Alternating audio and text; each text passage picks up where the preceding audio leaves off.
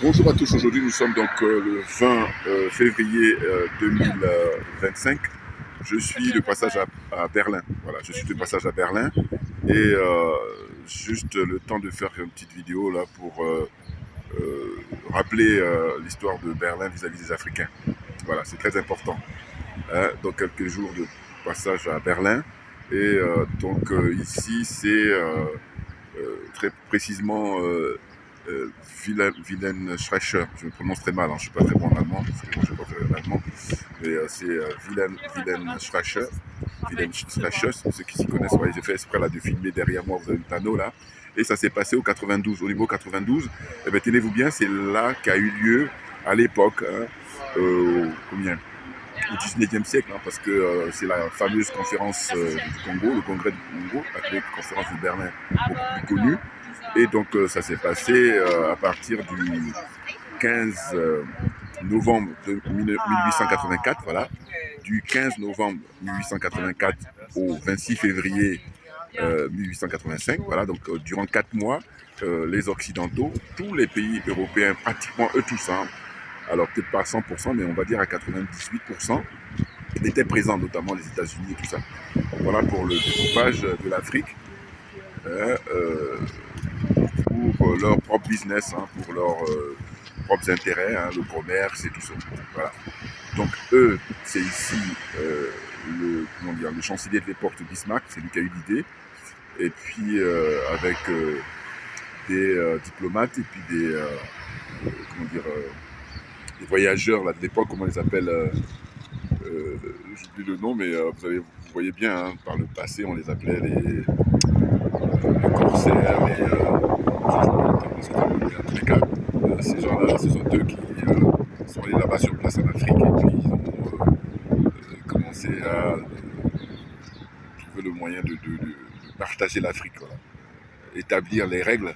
Je vous dis toujours, j'en ai parlé dans mes vidéos passées, les règles entre eux pour ne pas se taper dessus, pour ne pas se faire la guerre.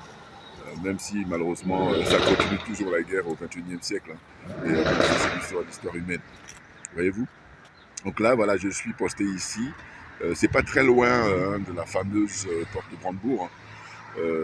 On dit à pied, on est à environ un quart de 20 minutes. Un quart de 20 minutes, c'est pas très loin. La porte de Brandebourg, le monument le plus connu à Berlin. Voilà. Donc là, je me suis mis ici parce que je vous dis toujours que tout est une question de symbole. C'est un symbole. À l'époque, au XIXe siècle, voilà, ils se sont réunis avec voilà, explorateurs. Explorateur, c'est ce que je cherchais. Donc l'explorateur, il y en a un qui était payé par le roi belge pour aller se prospecter justement tout le territoire du Congo et puis venir par la suite pour dire voilà, ça nous appartient. Voilà. Donc, la réflexion que nous devons avoir, c'est de se dire, bon, mais à l'époque, eux, quand ils se sont réunis, les Occidentaux, pour partager l'Afrique, ben, ils se sont fait plaisir. Et puis, comme on dit, la nature a horreur du vide. Donc, les générations se succèdent. Et aujourd'hui, au XXIe siècle, la question est de savoir que nous, qu'est-ce qu'on fait? Est-ce qu'on continue dans la servitude volontaire ou alors est-ce qu'on en tire les leçons? C'est ça, la question de fond. Alors, évidemment, vous avez deux écoles. Vous avez l'école des partisans de la servitude volontaire. Eux, ils veulent le statu quo, rester esclaves jusqu'à la fin de leur jour, et puis se contenter des miettes. Et puis vous avez l'autre école dont nous appartient, hein, nous qui sommes les défenseurs de l'Afrique libre, les défenseurs de la dignité africaine, hein, les partisans d'une Afrique unie, African Unite, comme dirait un certain Bob Marley, Robert Nesta. Donc, abolition de toutes ces frontières-là qui ont été tracées par les colons, qui ont été tracées par les Occidentaux, les impérialistes. Donc, abolir ça et faire de manière à ce qu'on puisse se retrouver. Parce qu'il ne faut toujours pas oublier, il faut toujours se demander comment vivaient les Africains avant que les Occidentaux ne viennent mettre le pied. Sachant que ce sont les Portugais qui étaient les tout premiers hein, au XVe siècle, en 1400 là-bas. Au XVe siècle, ce sont les Portugais qui étaient les premiers à mettre le pied. Et donc, ils ont juste pris progressivement l'Afrique, hein, ils n'ont pas pris d'un seul coup. Ça s'est fait progressivement. Et arrive donc la fameuse conférence de Berlin. Et comme je suis de passage ici, je me suis dit, c'est l'occasion de faire une vidéo en souvenir. Alors, ce que j'ai observé, hein, je suis là pour quelques jours, je vois que les gens bossent. Les gens bossent. Et c'est de se dire quoi? C'est de se dire, mais attendez, l'Allemagne, ils n'ont pas de base militaire en Afrique. ils n'ont pas de, comment dire ça, de monnaie coloniale, et pour autant, ils sont numéro 1 quand on fait le classement sur le plan économique. Bon, donc, ça vient de quoi? Ben, ça vient simplement du travail. Le travail, ça paye, donc eux, ils travaillent. Ça veut dire que les autres à côté, comparativement aux Français, eh ben, eux, ils font semblant. Et eux, ils ne vivent que sur la sueur, sur le sang des Africains. Et tout ça va prendre fin maintenant. On arrive là bientôt à la fin de tout ce cirque-là, tout ce manège, toute cette escroquerie.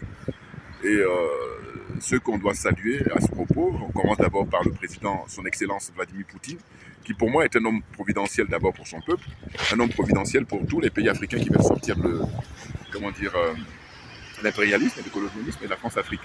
Et puis après, donc, hommage au président Vladimir Poutine, on va rendre hommage aux généraux au Mali, le général Assimi Goïta, avec ses compagnons de lutte, et ensuite le capitaine Ibrahim Traoré et ses compagnons de lutte au Burkina Faso, et enfin le général Tchani, d'ailleurs organisé là, je crois actuellement, une grande réunion pour projet politique pour les années à venir. Bon, alors, inutile de vous dire que nous, les panafricains, on est pour que les militaires restent au pouvoir jusqu'à ce que on ait la quiétude, jusqu'à ce qu'ils exterminent tous les mercenaires là, qui sont envoyés par les Occidentaux pour nous emmerder. Voilà, il faut dire les choses telles qu'elles sont. Aujourd'hui, maintenant, il faut mettre le pied dans le plat.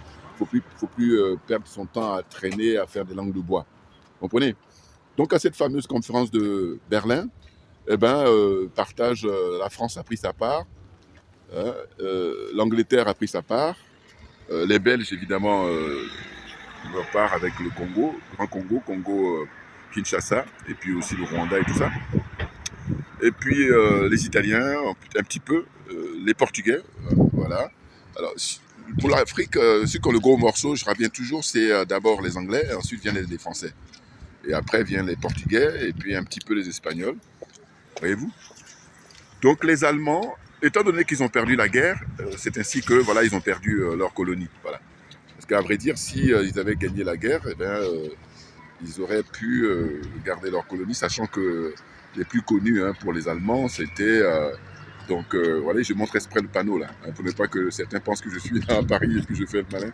Non, non, je suis à Berlin, voilà, c'est de passage. Un plaisir, un plaisir. Donc en fait, je dis que les, les Anglais ont leur part, les Français ont leur part, et puis les Portugais ont leur part. N'oubliez pas les pays comme Mozambique, l'Angola, Cap-Vert, voyez-vous, Guinée-Bissau, tout ça c'est les Portugais. Mais les Espagnols, ils ont la plus petite part, notamment la Guinée équatoriale par exemple. Donc je dis, si on reste sur l'Afrique, on se rend compte que les Occidentaux, ben, ils se sont fait bien plaisir, parce que l'influence qu'ils ont même aujourd'hui au XXIe siècle, ça fait que des frères et sœurs sont complètement dans l'aliénation totale et ils ne veulent pas qu'on change. Ils se vantent, ils se pompent les torses pour dire voilà, moi je suis originaire de tel pays, alors que ces pays-là, c'est des Occidentaux qui ont décidé ça. Donc il nous appartient, nous, si on se veut être des panafricains, des vrais, si on se veut être dignes, il nous appartient ben, justement d'en finir avec tout ça, c'est-à-dire abolir les frontières qui ont été établies par les Occidentaux lors de cette fameuse conférence de Berlin. Voyez-vous? Donc il n'est pas question de négocier là-dessus. Je dis que c'est une question de génération, les générations se succèdent. Ce sont eux, leurs aïeux, qui ont eu l'initiative sans inviter, parce qu'à l'époque, il y avait quand même des rois en Afrique. Voyez-vous? Il y avait des dirigeants dans les royaumes d'Afrique. Eh ben, ils n'ont pas été conviés parce qu'ils n'étaient pas considérés comme des êtres humains. Voilà, les choses sont claires. Donc je dis, compte tenu de tout ce qu'on sait aujourd'hui au XXIe siècle, on n'a plus de temps à perdre. Et ceux qui veulent perdre notre temps, moi je dis, va voir ailleurs. Ouais. Va voir ailleurs parce que j'ai pas le temps. Comme je dis pour habitude, pour ceux qui suivent mes vidéos, je dis, j'ai pas le temps. Voilà. Parce que on est en plus à l'heure du numérique, on est à l'heure d'Internet, donc il n'y a plus d'excuses. On a tout à notre disposition, ceux qui veulent bien avancer pour nous libérer, définitivement. C'est ça dont il s'agit. Et non pas rester dans l'aliénation, rester dans le complexe et rester dans la corruption. Voyez-vous? Donc, comme dit le grand Frantz Fanon, chaque génération doit, dans une relative opacité, défendre ses intérêts, une relative opacité. Il y a deux positions, soit vous abdiquez, ou soit vous défendez. Voilà. Il n'y en a pas trois, il y en a deux. Et nous, on a décidé donc de nous libérer pour répondre aux aspirations de Frantz Fanon. Libérer définitivement. Hein. Je vous dis, c'est un plaisir de voir que le général Tchani, il va garder le pouvoir pour très longtemps, très clairement, sans se gêner. Pareil pour le général Assimi Goïta au Mali, garder le pouvoir très longtemps, ne pas se gêner. Et puis le capitaine Ibrahim Traoré également. Mais pourquoi? Mais parce que, dites-moi, ceux qui se vantent d'être élus, là, je pense à des gens comme Sassou Nguesso. Ceux qui se vantent d'être élus, je pense à des gens comme le gars du Togo, là, le fils à papa, Faure Yassimbe, et puis monsieur Alassane Draman Ouattara. Tous ces gens-là. Quand on fait le bilan, qu'est-ce que ça donne?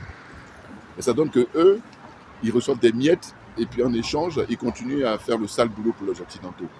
Donc, des gens comme Sassou Nguesso qui sont au pouvoir depuis plus de 30 ans, et puis quand on regarde le bilan par rapport à son pays, sur le plan économique, sur le plan politique, sur le plan militaire, hein, sur tous les plans, c'est le désastre. Hein, c'est le recul total. Hein. Donc, compte tenu de ces faits-là, on se dit, bon, mais le moment est venu, plus que jamais, que ce soit les militaires patriotes qui prennent le pouvoir définitivement dans les différents pays africains pour faire le ménage. Oui, c'est bien de ça dont il s'agit, hein, faire le ménage. Bien entendu, vous comprenez? Faire le ménage. Ben oui, parce qu'en réalité, dans n'importe quelle situation, quand les endroits sont sales, quand ils ne sont pas propres, eh ben, il faut des gens qualifiés pour faire le ménage, pour faire du nettoyage, de manière à ce qu'on puisse bien vivre. Voyez-vous? Donc nous, les panafricains, les authentiques, les vrais, on milite pour que le général Assimi Goïta reste au pouvoir très longtemps. Mais très longtemps, quand je dis très longtemps, d'ailleurs, il n'y a pas de durée.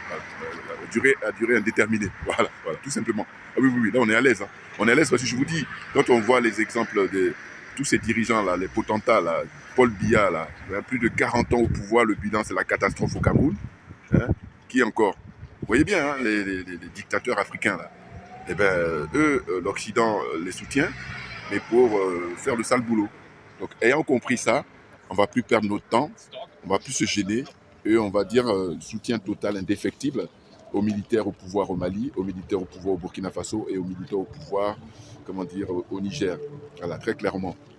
Ah bah oui.